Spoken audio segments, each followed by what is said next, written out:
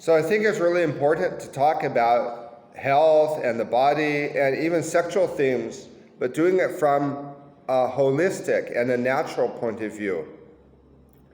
So there are so many strident voices today in our culture, and if we don't approach these things from a holistic and a health perspective, then other voices, strident voices, are going to fill the vacuum.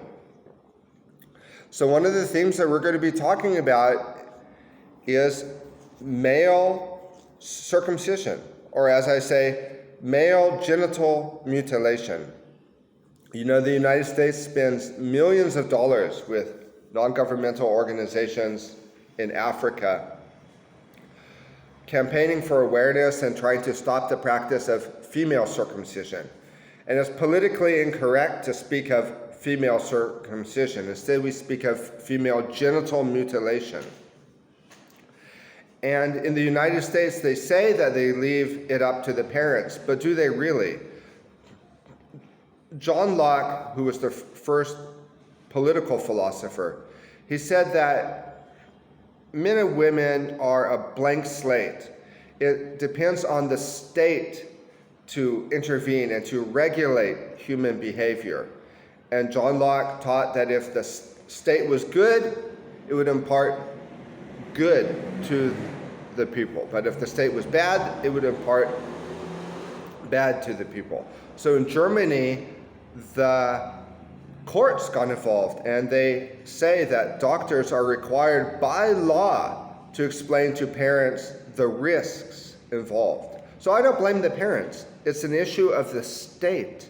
Most people trust their doctors. So in the United States, where they say they leave it up to the families, there's enormous pressure to conform in this direction.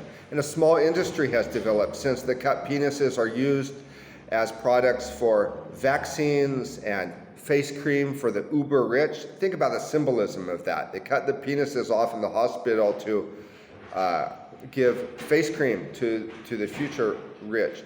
But there's many areas where doctors do intervene in the United States, like with the measles vaccine. They say they leave the measles vaccine up to the parents, but then there's enormous pressure, even legal pressure, to get the measles vaccine. And they say, you know, you're not allowed, you can't leave the hospital until we give you the measles vaccine.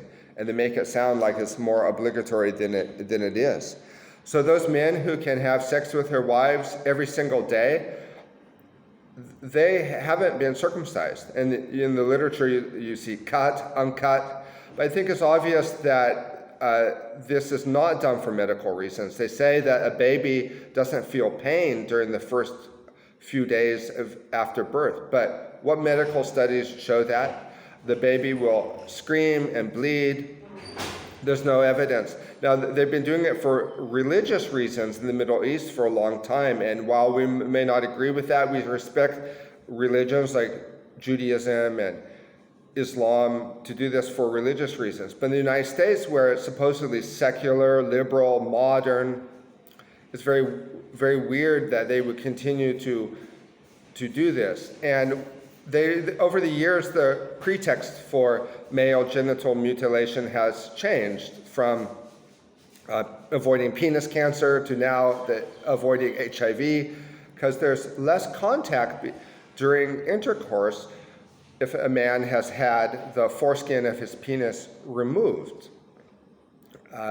Now, just like the vagina stays lubricated and lubricates itself through sweat during intercourse, in the same way, the foreskin of the penis secretes sweat glands that keep it lubricated, and more lubrication during coitus.